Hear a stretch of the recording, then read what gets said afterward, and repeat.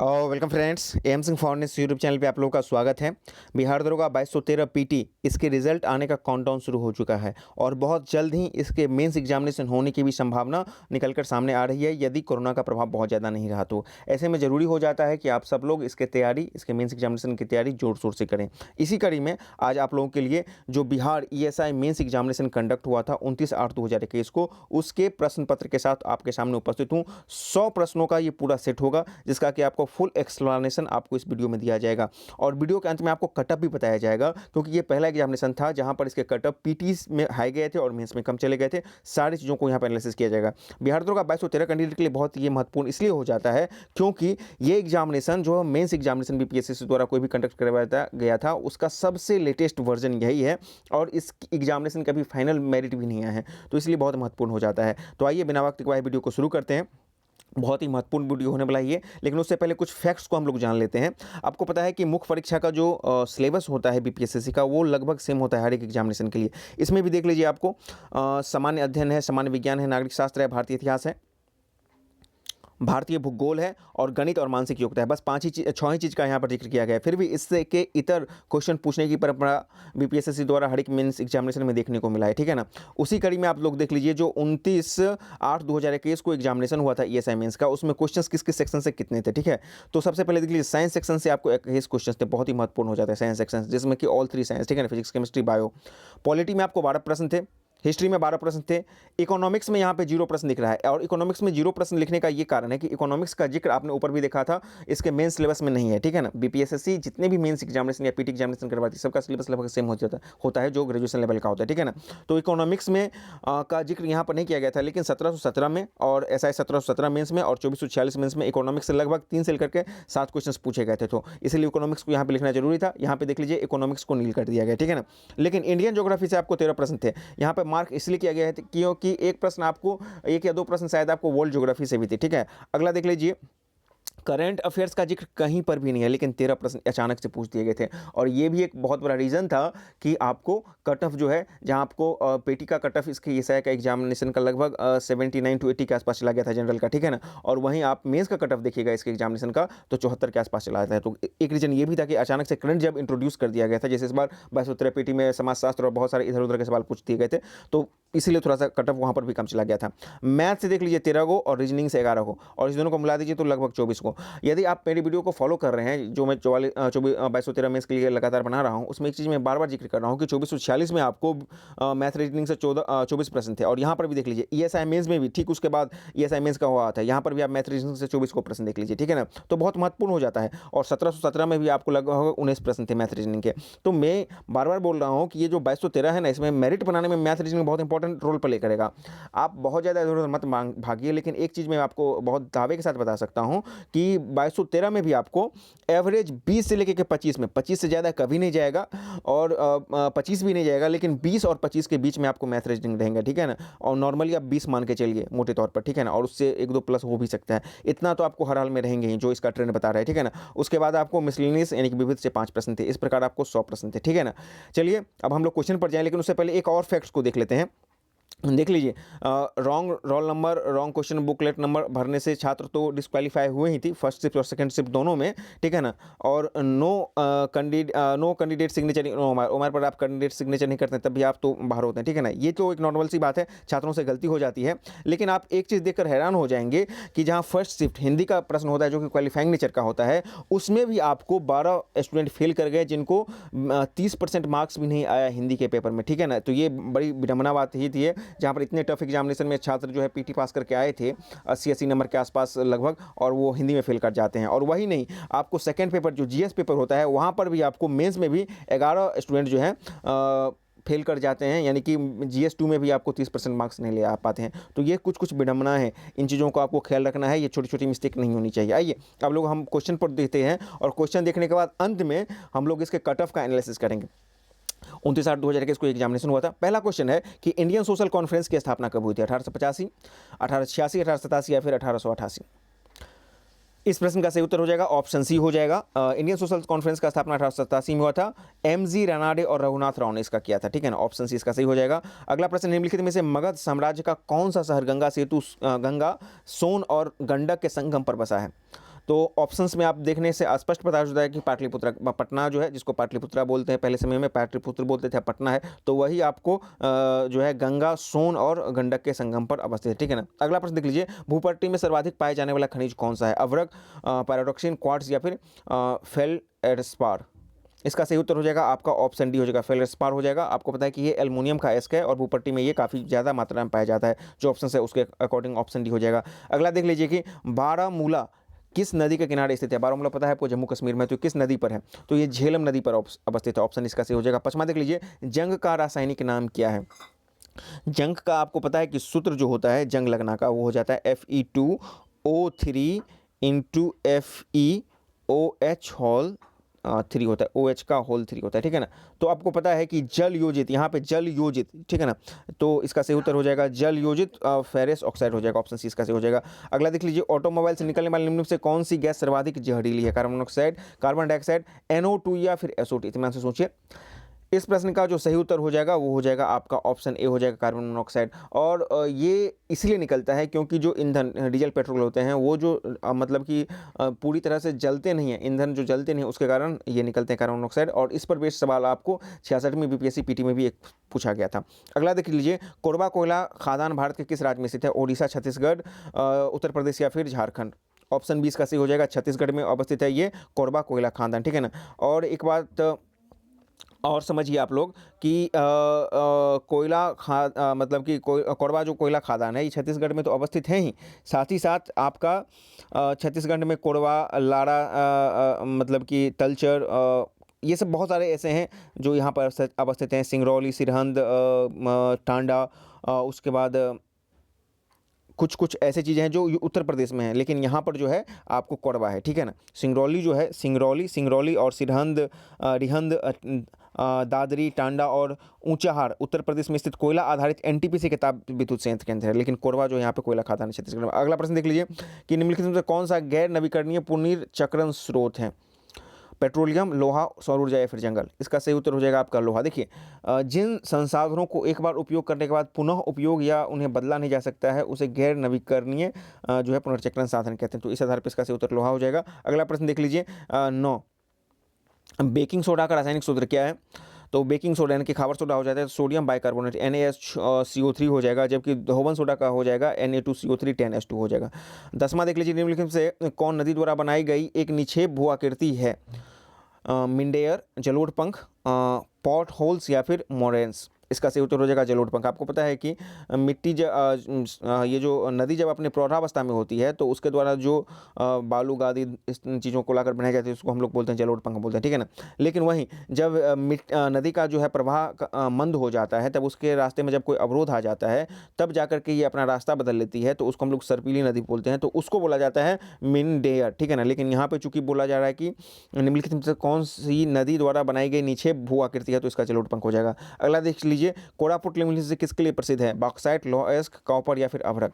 तो ये जो है कोरापुट जो है बॉक्साइट के लिए फेमस है। 11 का सही उत्तर ए हो जाएगा। और ये कहाँ पर है? तो ये भी आपको ओडिशा राज्य में है, ठीक है ना, ओडिशा राज्य में हो जाएगा।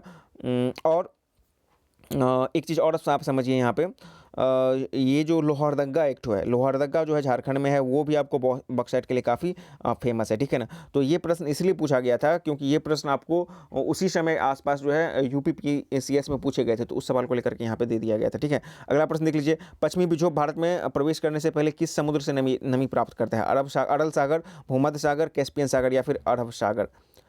इस प्रश्न का जो सही उत्तर हो जाएगा आपको कैस्पियन सागर। देखिए, भूमध्य सागर से ये जो है पश्चिमी विक्षोभ उत्पन्न होती है। उत्पन्न कहाँ पर होती है? जो भूमध्य सागर से, लेकिन भारत में प्रवेश करने से पहले ये कैस्पियन सागर से लेकर के नमी प्राप्त करती है। और पश्चिमी विक्षोभ पर आधारित आपको 2440 में इसमें प्रश्न था। इसके कारण आपको जो उत्तर भारत में जो है वर्षा जो होती है वो किस में होती है? ठंड के मौसम, यानी कि ठंड के मौसम में जो होती है वर्षा होती है, पश्चिमी विक्षोभ के कारण होती है। अगला प्रश्न देख लीजिए कि सादिकपुर सिनौली निम्नलिखित में से कहाँ पर स्थित है? उत्तर प्रदेश, बिहार, मध्य प्रदेश या महाराष्ट्र? तो ये उत्तर प्रदेश में अवस्थित है। और सिनौली बुरियल्स के लिए काफ़ी फेमस था। बुरियल्स मतलब कि जो मानव का जो होता है एक अस्थि का जो बनाया रहता है उस तरह से होता है। और ये आपको महाभारत कालीन माने जाते हैं। उस समय इस पर एक डॉक्यूमेंट्री बना था जो कि डिस्कवरी पर आया था, इसीलिए उससे संबंधित ये प्रश्न आपको पूछ लिया गया था। तो आप इसको या तो हिस्ट्री सेक्शन में भी रख सकते हैं या थोड़ा सा करेंट सेक्शन में भी रख सकते हैं। सकते हैं, क्योंकि उस समय काफ़ी प्रचलित था, ठीक है ना। अगला देख लीजिए, ईस्ट का उपयोग सबसे पहले सबसे ज़्यादा किस में होता है, जो आपको ऑप्शंस दिए गए हैं, ethyl alcohol, acid acid, paneer या फिर दही। तो ऑप्शन ए इसका सही हो जाएगा इथाइल अल्कोहल। देखिए जो स्टार्च या मांड युक्त जो होता है ना, इथाइल अल्कोहल का निर्माण स्टार्च युक्त खाद्य पदार्थों के किण्वन से होता है। तो जैसे आप C6H12O6, ठीक है ना, या इसको आप किण्वन कीजिए, फर्मेंटेशन या किण्वन कीजिए, ठीक है ना।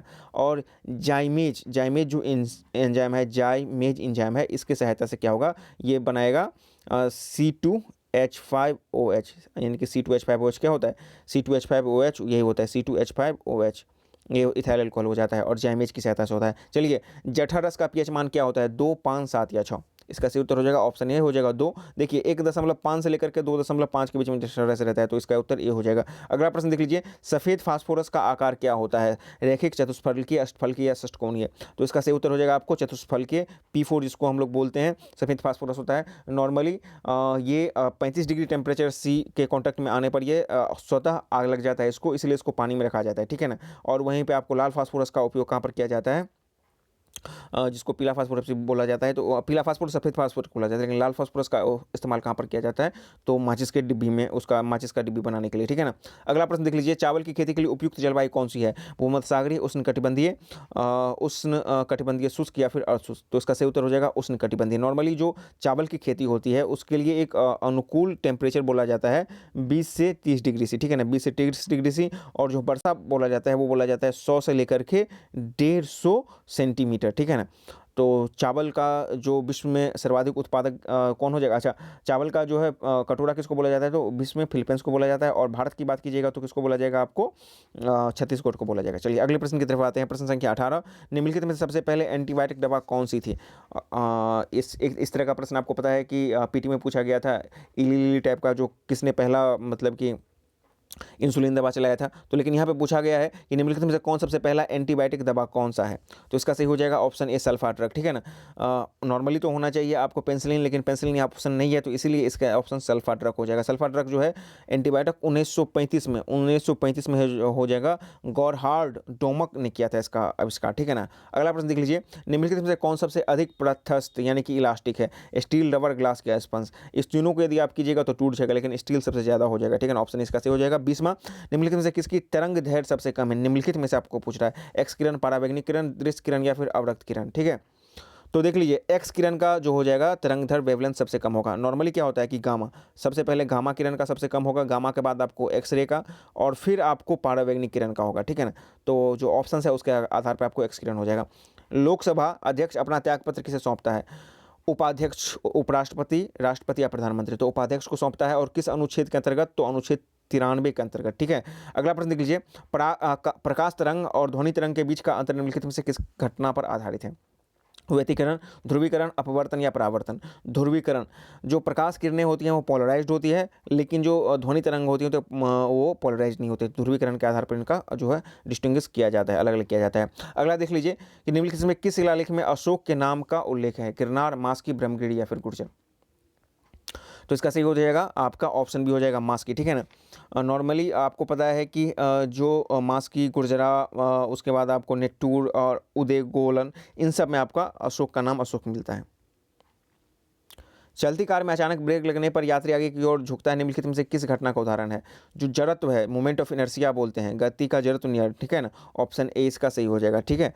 और वहीं पर यहाँ पर प्रथम गति का नियम होता है तभी सही हो जाता है। जड़त्व का नियम और प्रथम लॉ ऑफ मोशन दोनों सेम ही चीज़ होते हैं, लेकिन यहाँ पर द्वितीय लॉ ऑफ मोशन है, तृतीय लॉ ऑफ मोशन है, तो इसका सही उत्तर हो जाएगा ऑप्शन है। चलिए, हुंड्रू जलप्रपात किस नदी पर अवस्थित है। हुंड्रू जलप्रपात जो है आपको सुवर्ण रेखा नदी पर अवस्थित है, ऑप्शन सी इसका सही हो जाएगा। 26 देख लीजिए, निम्नलिखित में कौन सा अनुच्छेद कुछ मामलों में उच्च न्यायालय में स्थानांतरण से संबंध है। कुछ मामलों का उच्च न्यायालय में स्थानांतरण से संबंध है, बहुत ही महत्वपूर्ण सवाल है। देखिए इसमें क्या होता है कि उच्च न्यायालय का जो होता है क्षेत्राधिकार होता है वो 225 के अंतर्गत होता है, वो क्या क्या देख सकता है। 226 के अंतर्गत आपको पता है कि जो रिट, आप 32 के अंतर्गत जो आप मौलिक अधिकार का उल्लंघन वगैरह जो रिट होता है वो सुप्रीम कोर्ट में दायर करते हैं, लेकिन 226 के अकॉर्डिंग कहाँ पर करते हैं, तो हाई कोर्ट्स में करते हैं, ठीक है ना। 227 ये बोलता है हाई कोर्ट के बारे में कि वो जो है अपने से नीचे के जो अधीनस्थ न्यायालय हैं उसका वो पुनरीक्षण कर सकती है। और 228 क्या बोलता है कि आपको मतलब हाई कोर्ट को ये परमिशन देता है या और शक्ति देता है कि वो अपने से नीचे के न्यायालय को बोल सकती है कि आप उसके कुछ मामलों को आप मेरे यहाँ यानी कि हाई कोर्ट में स्थानांतरण कर दें। तो यहाँ पे बोला है इनमें से कौन सा अनुच्छेद कुछ मामलों का उच्च न्यायालय में स्थानांतरण से संबंधित है, तो ऑप्शन डी हो जाएगा। अगला प्रश्न देख लीजिए कि मानव के नेत्र के किस भाग पर किसी वस्तु का प्रतिबिंब बनता है, कहाँ पर प्रतिबिंब बनता है, तो रेटिना या फिर दृष्टि पटल पर बनता है, ऑप्शन सी इसका सही हो जाएगा। 28 प्याज अपने भोजन को संग्रहित कहाँ पर करता है, तना में, पत्तियों में, जड़ों में या फिर भूमिगत तनों में, ऑप्शन बी इसका सही हो जाएगा, पत्तियों में, ठीक है ना। और प्याज एक रूपांतरित तना है, प्याज के बारे में हम पूछ लेंगे क्या, तो रूपांतरित तना है, ठीक है ना। लेकिन ये अपना भोजन कहाँ पर संग्रहित करता है, तो पत्तियों में करता है। अगला प्रश्न देख लीजिए, थाई पूषम त्यौहार कहाँ मनाया जाता है, तमिलनाडु, आंध्र प्रदेश, कर्नाटक या फिर केरला। थाई पूषम तमिलनाडु में मनाया जाता है। प्रोटीन का पाचन कहाँ से प्रारंभ होता है, अमाशय में, छोटी आंत से, मुख से या फिर बड़ी आंत से, अमाशय से शुरू होता है, ऑप्शन इसका सही हो जाएगा, ठीक है। काजू का उत्पादन के लिए उपयुक्त मिट्टी कौन सी है, काली मिट्टी, जलोढ़ मिट्टी, लेटराइट मिट्टी या फिर लाल मिट्टी। जो लेटराइट मिट्टी होती है ना, ये काजू के उत्पादन के लिए अनुकूल मानी जाती है। लेटराइट मिट्टी में आयरन ऑक्साइड FeO2 पाया जाता है, जिसके कारण इसका रंग जो होता है लाल होता है और ये मृदा अम्लीय प्रकृति की होती है। नॉर्मली केरल, तमिलनाडु, छत्तीसगढ़, महाराष्ट्र आदि राज्यों में पाया जाता है जहाँ पर काजू की खेती होती है। अगला प्रश्न देख लीजिए, कांवरताल झील कहाँ पर स्थित है, बिहार से प्रश्न है, ये बिहार में ही था और इसको उस साल जो है रामसर साइट के रूप में घोषित किया गया था। बिहार का प्रथम रामसर साइट है, बेगूसराय जिला में अवस्थित है। तत्कार किस नृत्य का रूप है, कथक, कथकली, भारतनाट्यम या फिर यक्षगान, तो इसका सही उत्तर हो जाएगा ऑप्शन एक, कथक का। 34 देख लीजिए, भारत छोड़ो आंदोलन 1942 के समय जेल से भागकर किसने भूमिगत होकर लड़ाई शुरू की थी, बहुत ही महत्वपूर्ण सवाल है। ऑप्शन ए जयप्रकाश नारायण, श्री कृष्ण सिंह, फूलन प्रसाद वर्मा या अनुग्रह नारायण सिन्हा, ये भी बिहार से प्रश्न था। इसका सही उत्तर हो जाएगा आपको जयप्रकाश नारायण, ठीक है ना। और जयप्रकाश नारायण जो है ये 9 नवंबर, ठीक है ना, 9 नवंबर 1942 को जो है हजारीबाग जेल से भाग करके नेपाल पहुंच गए थे और नेपाल के तराई क्षेत्र में राजविलास जंगल में इन्होंने जो है आज़ाद हिंद दस्ता का गठन किया था, ठीक है ना। सॉरी, एक दस्ता का जो छापेमारी युद्ध में फेमस थी उसका गठन किया था, ठीक है ना। किसके मतलब कि निर्देश में, तो सरदार नित्यानंद सिंह के निर्देश में आज़ाद दस्ता, आज़ाद हिंद नहीं था, आज़ाद दस्ता था, आज़ाद दस्ता, ठीक है ना। अच्छा, इस बार जैसे कि देखिए एक्सपर्ट बता रहे हैं कि जिस तरह से बीपीएसएससी बार बार प्रयोग करती है, तो हो सकता है कि मे भी इस बार आपको बिहार से कुछ और प्रश्न डाल दे, करंट से भी कुछ प्रश्न डाल दे, और खासकर बिहार के जो मतलब कि आपका जो इकोनॉमिक सर्वे वगैरह है इस सब से डाल दे, ठीक है ना। कोई ना कोई कुछ भी हो सकता है, तो इन चीज़ों को आप लोग साथ साथ में देखते चलिएगा, क्योंकि आप देख रहे हैं कि एक बार इकोनॉमिक्स से पूछ रहा है लेकिन उसी वक्त इकोनॉमिक्स से खत्म करके सीधे करंट डाल दे रहा है, तो कभी कुछ डाल दे रहा है। तो आप लोग को अपने ऊपर पूरा कॉन्फिडेंस रहना चाहिए और तैयारी भी उस लेवल में रहनी चाहिए कि हम समग्रता में चलें, ठीक है ना। अगला देख लीजिए, यूनिसेफ का मुख्यालय कहाँ पर स्थित है, यूनिसेफ, ठीक है, जेनेवा, पेरिस, न्यूयॉर्क या वियना, तो इसका सही उत्तर हो जाएगा आपको न्यूयॉर्क, ठीक है ना। वहीं पे आपको यूनेस्को होता है तब उसका पेरिस हो जाता है, ठीक है ना। अगला प्रश्न देख लीजिए, राजा राम मोहन राय को राजा की उपाधि किसने दी थी, बहादुर शाह प्रथम या अकबर ब्रिटेन की महारानी या फिर रविन्द्रनाथ टैगोर, ऑप्शन बी हो जाएगा अकबर द्वितीय के द्वारा दिया गया था। और राजा राम मोहन राय से भी संबंध आपको प्रश्न था बिहार से 2440 मेंस में, आत्मीय सभा का गठन किसने किया था, राजा राम मोहन राय ने 1815 ईस्वी में किया था। वहीं पे 1828 ईस्वी में इन्होंने जो है ब्रह्म समाज की स्थापना की थी। अगला प्रश्न देख लीजिए कि विश्व मानवाधिकार दिवस कब मनाया जाता है, 20 दिसंबर, 10 दिसंबर, 10 सितंबर या फिर 15 अक्टूबर, तो इस प्रत्येक वर्ष जो मनाया जाता है ये 10 दिसंबर को मनाया जाता है विश्व मानवाधिकार दिवस, ठीक है ना। 2006 में जो है संयुक्त राष्ट्र महासभा द्वारा जो है संयुक्त राष्ट्र मानवाधिकार परिषद का गठन किया गया था, UNHRC, ठीक है ना।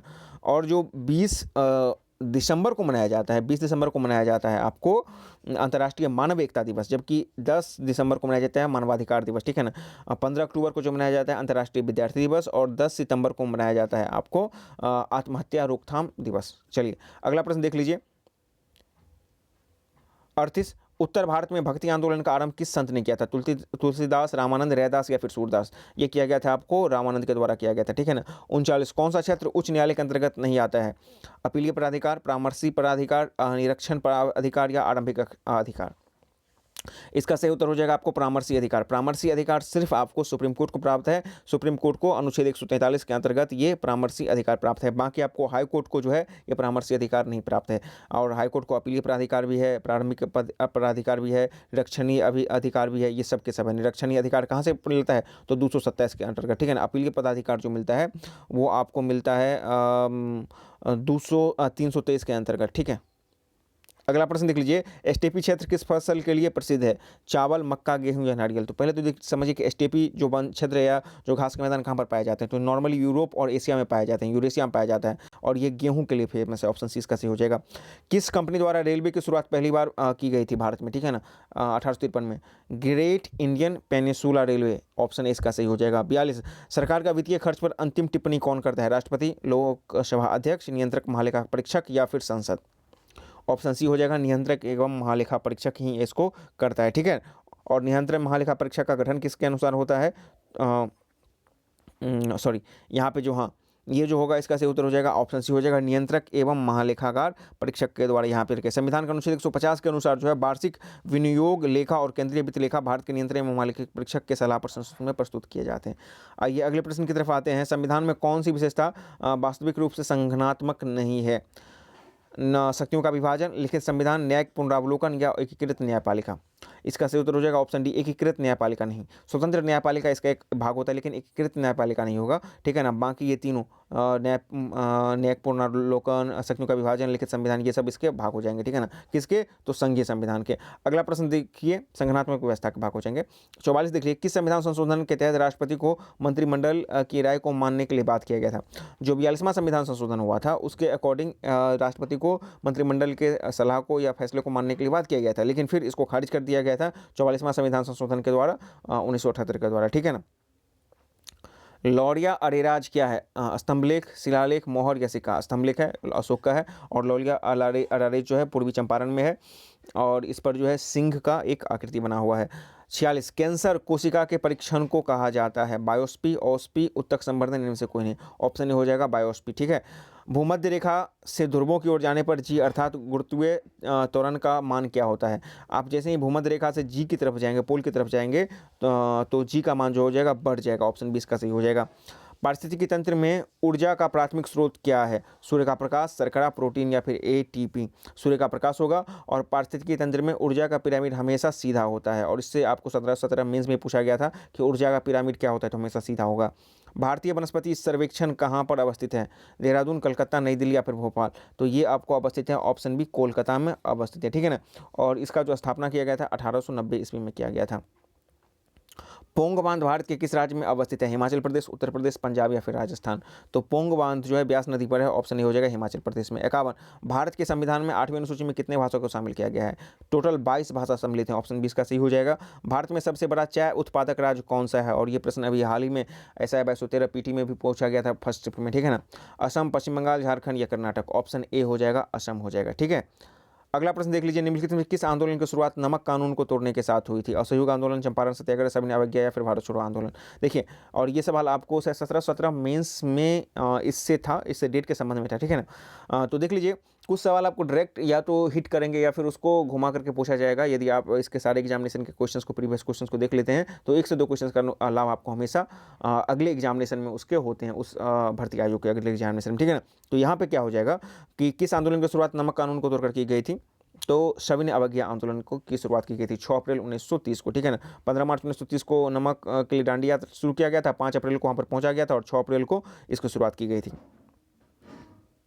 ग्रैंड ट्रंक रोड किससे संबंधित है? सड़क परिवहन, रेल परिवहन, जल परिवहन या वायु परिवहन? तो सड़क परिवहन से शेरशाह सूरी के द्वारा बनवाया गया था। NH1 और NH2 का संयुक्त रूप से इसको कहा जाता है grand trunk road. French open, अब यहाँ से देख लीजिए, करंट के क्वेश्चन आपको देखने को मिलेंगे। फ्रेंच ओपन 2020 महिला एकल खिताब किसने जीता था? इसका सही था आपको इगा स्विएटेक, ये जो है पोलैंड की थी। और इस बार 2021 का जो जीता है, ये जीता है बारबोरा क्रेसिकोवा, ठीक है ना, चेक गणराज्य की हैं। तो करंट अफेयर के क्वेश्चंस थे यहाँ पे। अगला देख लीजिए, स्मार्ट सिटी इंडेक्स 2020 में कौन सा देश शीर्ष पर रहा था? तो इसका सही उत्तर था आपको ऑप्शन है सिंगापुर। अगला देख लीजिए कि वर्ष 2020 के प्रतिष्ठित गोल्डन पीकॉक पर्यावरण प्रबंधन पुरस्कार से किस सार्वजनिक क्षेत्र उपक्रम को सम्मानित किया गया है? तो ये भी उस समय का करंट था, ऑप्शन ए इसका सही था, भारतीय इस्पात प्राधिकरण लिमिटेड यानी कि सेल। अगला प्रश्न देख लीजिए कि भारत के ई मार्केट निम्नलिखित में किसके द्वारा लॉन्च किया गया था?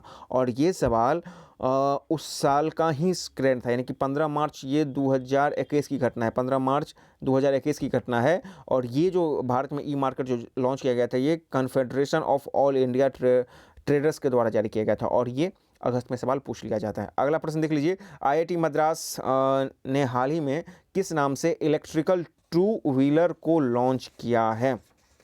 पाईबीम, आराइज, सुगम्य, इनमें से कोई नहीं, पाइबिम ऑप्शन इसका सही हो जाएगा। अगला देख लीजिए, गुलजार दहलवी जिसका हाल ही में निधन हो गया, किस क्षेत्र से संबंधित है? गायक, लेखक, कवि या फिर संगीतकार? तो इनका सही संबंध था आपको कवि से संबंध था।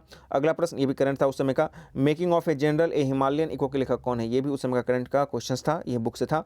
तो इसका सही उत्तर था आपका ऑप्शन ए, कौंस हिमालय सिंह, ठीक है ना।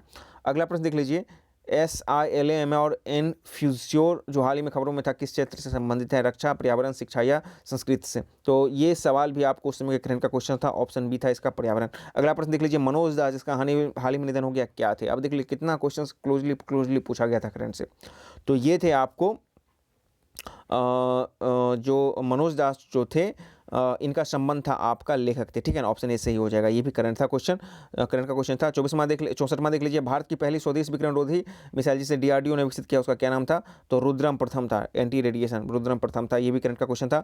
कपिला कार्यक्रम जो हाल ही में चर्चा में रहा है, किस क्षेत्र से संबंधित है? कृषि, विमानन, शिक्षा या फिर बौद्धिक संपदा? तो इसका संबंध था आपको बौद्धिक संपदा से, ठीक है ना। और ये जारी किया गया था, करंट का क्वेश्चन था, ये जारी किया गया था ये कार्यक्रम किसके द्वारा? HRD मिनिस्टर तत्कालीन जो शिक्षा मंत्रालय है उसके द्वारा ये जारी किया गया था, ये भी करंट का क्वेश्चन था। अगला प्रश्न देख लीजिए, निम्नलिखित में से कौन सा अनुच्छेद कुछ राज्यों के संघ से अनुदान का प्रावधान करता है? इसका सही उत्तर क्या होगा? ऑप्शन पहले देख लीजिए, 275, अनुच्छेद 276, 277 या फिर 278। ऑप्शन हो जाएगा 275। ये पॉलिटी का प्रश्न था। अगला देख लीजिए, भारतीय अंतरिक्ष अनुसंधान संगठन का शैक्षणिक केंद्र किस राज्य में स्थापित किया गया है? उत्तर प्रदेश, कर्नाटक, आंध्र प्रदेश, केरल? ये उस समय का करंट था, इसका सही उत्तर था आपका ऑप्शन ए, उत्तर प्रदेश में। प्रोफेसर सौरभ लोढ़ा को वर्ष 2020 के लिए नैनो साइंस एंड टेक्नोलॉजी के यंग कैरियर अवार्ड से सम्मानित किया गया है। वो किस IIT संस्थान से के जुड़े हुए थे? IIT Delhi, IIT Bombay, IIT Delhi या फिर मद्रास? ऑप्शन बी इसका सही हो जाएगा। तो देख लीजिए, 13 जो थे डायरेक्ट हिटेड करंट के क्वेश्चंस थे, और इसका एक बहुत रीजन था कि कट ऑफ आपको कम गए थे, 4 से 5 क्वेश्चंस कट ऑफ कम चले गए थे, ठीक है ना। आइए अब अगला प्रश्न देख लेते हैं कि सरसों अनुसंधान केंद्र कहाँ पर अवस्थित है? उत्तर प्रदेश, राजस्थान, मध्य प्रदेश या बिहार? तो इसको आप अपने भी मान सकते हैं, राजस्थान, वहाँ पे तेल वगैरह का काफ़ी खेती होती है। 70 देख लीजिए कि प्रथम भारतीय पुरापाषाण कलाकृति कहाँ से प्राप्त हुआ है? पोलावरम, रामेश्वरम, आनंदीचूलम या फिर मेहरगढ़? ऑप्शन ए हो जाएगा पोलावरम से। किसी दल को विपक्षी दल का दर्जा प्राप्त करने के लिए कम से कम कितनी फीसदी सीटें प्राप्त होनी चाहिए? 10, 15, 20 या 12? ऑप्शन हो जाएगा 10% सीटें। यदि आप लोकसभा की बात कीजिएगा तो संख्या की तो 55, और राज्यसभा की बात की जाएगी तो 25 होनी चाहिए सीटें, या फिर आपको 10% सीटें। अगला देख लीजिए, नवपाषाणकालीन गड्ढे आवासों के अवशेष कहाँ मिलते हैं? बहुत ही फेमस क्वेश्चन है। बुर्ज होम जम्मू कश्मीर में, आपको गर्त होम जिसको बोलते हैं कि गड्ढे में घर रहता था, नीचे उतरते थे सीढ़ियों से। कोई मामला अवशिष्ट शक्ति के अंतर्गत आता है या नहीं, यह तय करने का अंतिम अधिकार किसके पास है? संसद, राष्ट्रपति, लोकसभा अध्यक्ष या फिर सर्वोच्च न्यायालय? तो इसका सही उत्तर हो जाएगा आपका ऑप्शन डी हो जाएगा, सर्वोच्च न्यायालय के पास ये अधिकार है। अवशिष्ट शक्ति जो है, कोई मामला अवशिष्ट शक्ति के अंतर्गत आता है या फिर नहीं आता है, इसका निर्णय करना, ठीक है ना। और जो होता है आपको अवशिष्ट विषय का प्रावधान कहाँ से लिया गया है? तो ये कनाडा से लिया गया है, ठीक है ना। और संसद संघ सूची और अवशिष्ट शक्ति के अलावा विशेष परिस्थिति में राष्ट्र सूची पर विषय पर भी कानून बना सकते हैं। तो ऑप्शन डी इसका सही हो जाएगा। चलिए अगला प्रश्न देख लीजिए, लोक लेखा समिति में लोकसभा के कितने सदस्य होते हैं? 15, 22, 7 या 30? तो पता है कि लोक लेखा समिति में कुल 22 सदस्य होते हैं, जिसमें कि लोकसभा से आपको 15 होते हैं और राज्यसभा से आपको 7 होते हैं। और लोक लेखा समिति का जो गठन किया जाता है प्रत्येक साल किया जाता है, इसके कुछ जो है सदस्य जो होते हैं वो अनुपातिक प्रणाली में हटते हैं। तो इसका जो होता है ये 308 संविधान के अनुच्छेद 308 के अंतर्गत इसका गठन किया जाता है लोक लेखा समिति का, ठीक है। अगला प्रश्न देख लीजिए, तुर्कान ए चहलगामी को किसने समाप्त किया था? अलाउद्दीन खिलजी, बलबन, इल्तुतमिश या फिरोज शाह तुगलक? ये बलबन के द्वारा इसको ख़त्म कर दिया गया था। और वहीं पर पूछा जाए कि इसका शुरुआत किसने किया था, तो इल्तुतमिश ने शुरुआत की था। 40 लोगों का एक मंत्रिपरिषद था या एक संगठन था जो कि राजा के बहुत ही विश्वास पात्र होते थे, ठीक है ना। इसकी शुरुआत की गई थी इल्तुतमिश के द्वारा और बलबन के द्वारा इसको ख़त्म कर दिया गया था। अगला प्रश्न देख लीजिए कि राज्यपाल के संबंध में निम्नलिखित में से कौन सा कथन सत्य नहीं है? राज्य विधानमंडल का हिस्सा होता है, मौत की सज़ा को माफ़ कर सकता है, वे राज्य के उच्च न्यायालय के न्यायाधीशों की नियुक्ति नहीं कर सकते हैं, उनके पास आपातकालीन शक्तियाँ नहीं हैं। अब हमको देखना है कि इसमें से कौन सा कथन सत्य नहीं है, ठीक है ना। तो पहला देख लीजिए, वो राज्य विधानमंडल का हिस्सा होता है, ये कथन तो सत्य है। वे मौत की सज़ा को माफ़ कर सकते हैं, इस पर हम लोग बाद में विचार करेंगे। वे राज्य के उच्च न्यायालय के न्यायाधीशों की नियुक्ति नहीं कर सकता, ये भी सही है। उच्च न्यायालय के न्यायाधीशों की नियुक्ति कौन करते हैं? तो राष्ट्रपति करते हैं, ठीक है ना। और उनके पास आपातकालीन शक्तियाँ नहीं होती है। बिल्कुल आपातकालीन शक्ति उनके पास नहीं होती है। आपातकालीन शक्ति किसके पास होती है? राष्ट्रपति के पास। राष्ट्रपति के पास इस शक्ति है कि वो पूरे देश भर में आपातकाल लगा सकते हैं। राज्यपाल जो है राष्ट्रपति शासन की अनुशंसा कर सकता है। तो ये तीनों कथन तो सत्य होते हैं, लेकिन मौत की सज़ा को माफ़ कर सकते नहीं।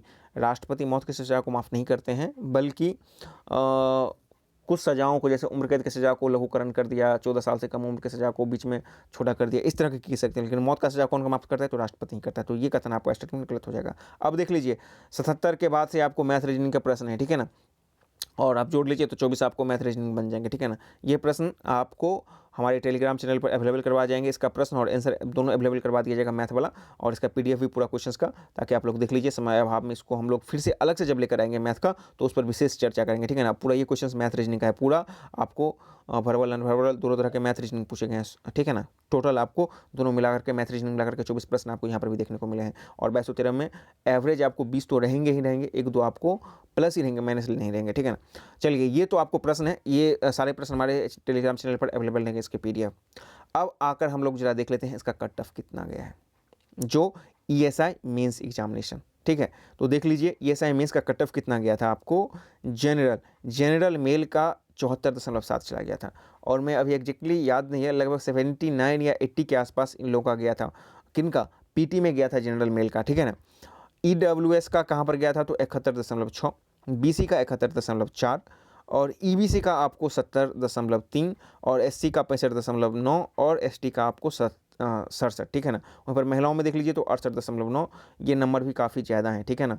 आपको लगता है कम नंबर, नहीं, ये नंबर अच्छे खासे नंबर है, 68.9, ठीक है ना। ईडब्ल्यूएस के 64, महिलाओं की बात मैं कर रहा हूँ। बीसी महिला में 66, बीसी महिला का जो है ईडब्ल्यूएस महिला से थोड़ा सा कट ऑफ ज़्यादा था। ये यहाँ टोटल आपको 214 सीट के लिए ये था, और लगभग 1398 या 49 रिजल्ट दिया गया था मेंस में, ठीक है ना।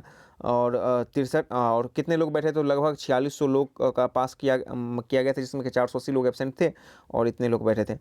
और आपको एससी के 54 थे, और एसटी का तो यहाँ पे महिला का नहीं दिया गया है, और बीसी वुमेन का आपको 64.2 हो गया, ठीक है ना। फ्रीडम फाइटर जो है वार्डन का आपको 65.9 रहा है। चलिए, तो ये आपका कट ऑफ था ईएसआई मेंस का एग्जामिनेशन का। देख लीजिए यहाँ पर ईएसआई मेंस भी लिखा है, इसके जो इसका विज्ञापन संख्या है 2/2019 था, ठीक है। देख सकते हैं कि क्वेश्चंस का जैसे ही ट्रेंड बदलता है तो कट ऑफ पर भी असर पड़ता है। और मेरिट में फाइनल मेरिट अभी इसका आना बाकी है, तो 2213 वालों के लिए भी यदि फाइनल मेरिट की जहाँ तक बात कीजिएगा, तो आप लोगों के लिए बहुत ज़रूरी हो जाता है कि आपकी तैयारी अब समग्रता में होनी चाहिए, ठीक है ना। नहीं तो आगे चल करके आपको बहुत तकलीफ होगी। अब पर्टिकुलरली वेस्ट करके नहीं चलें, मतलब कि समग्रता में पढ़ें। जितना आपको टॉपिक प्रिस्क्राइब किया गया है इसके मेंस में सिलेबस में, उतना तो पढ़ें ही। जो पिछले साल का पैटर्न बता रहा है उसको भी पढ़ें, और साथ ही साथ जो चेंजिंग होने की संभावना दिख रही है आपको, देखिए बिहार और करंट से तो यहाँ पर भी आपको देखने को मिल गया था कुछ क्वेश्चंस, ठीक है ना। अब हो सकता है कि 2213 मेंस में कुछ और लेकर आ जाए, तो इकोनॉमिक्स यहाँ पे नहीं थे, तो हो सकता है कि इकोनॉमिक्स में आपको आर्थिक सर्वेक्षण वगैरह से, बजट वगैरह से कुछ ज़्यादा प्रश्न पूछ दे, कुछ भी हो सकता है। तो सारी चीज़ों को आप कवर के चलते रहिए, और चैनल पर नए चैनल को सब्सक्राइब करें, वीडियो पसंद आए तो लाइक शेयर करें। वीडियो देखने के लिए बहुत बहुत धन्यवाद।